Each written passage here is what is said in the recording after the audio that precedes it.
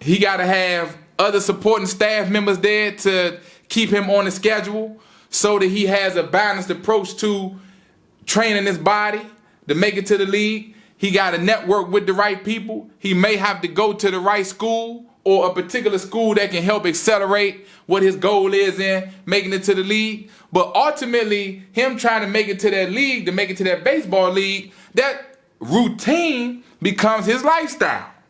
Okay? Because he has, in his mind, predestined where he wanted to be.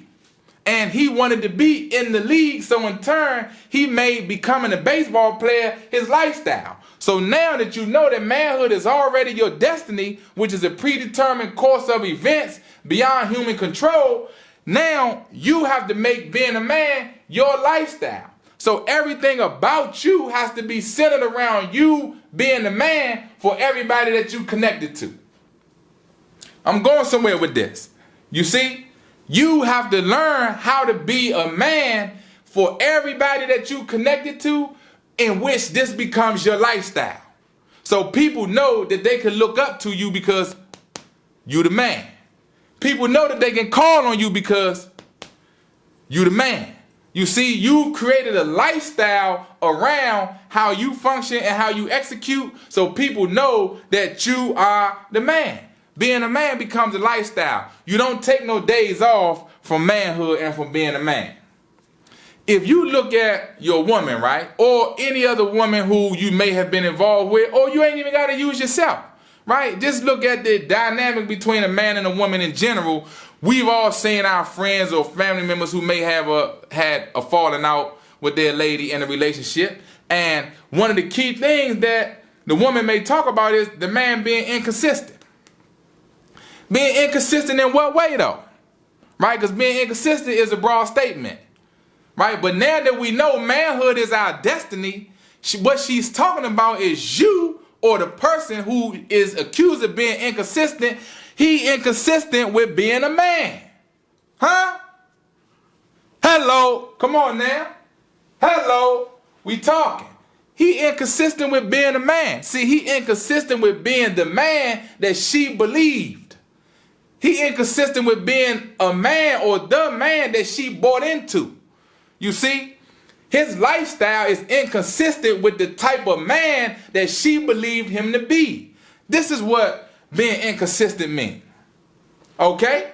And us as men have to be accountable for ourselves, to be consistent within ourselves of making manhood and being a man a lifestyle. Okay?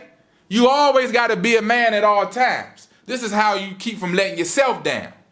You understand? Number 2 on our list, okay, is know this, okay? In manhood, because it is your destiny, right? The predetermined course of events was that you was already born a man, but you still have to execute and walk in manhood throughout your life. That's the lifestyle. See, manhood is a lifestyle, like what we talked about on number 1, okay? Number 2, know this. This is your responsibility. Okay?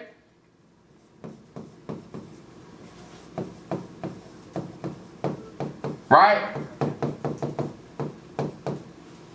It's your responsibility to be a man. Yeah. You don't get no days off from being a man. Okay? People always gonna rely on you, and they always gonna count on you to provide a solution.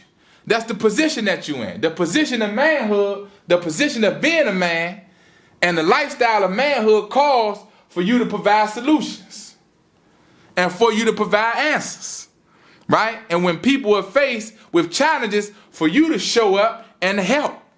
This is your position, right? This is your destiny. Your destiny are these things, right? It's your responsibility to be a man. Right? What does this mean? This means when other people need you, you need to be responsible for contributing to the solution and not the problem. That's what this means. Right? Having manhood as your responsibility was something that was already predetermined beyond your human power or control. It was already predetermined for you and me, right? It ain't no way to get around that. You know, when I was younger, I used to have challenges with this area right here, right? When I was younger, I used to have challenges on wanting to be responsible and wanting to be consistent, right? And it showed up in my relationships and it showed up in my work ethic. I remember vividly, right, because when I first got out of high school, I went into the local Union 26 to become an electrician, right? That was the goal at the time, was to become an electrician, get into the apprenticeship, do a 5-year apprenticeship, get out of that at about 23, have my journeyman license, start my own electrical company. I had a whole plan. I had a whole plan set out, right? Because every man should have a plan, and we're going to talk about that too. So I had a whole plan set out. But when I got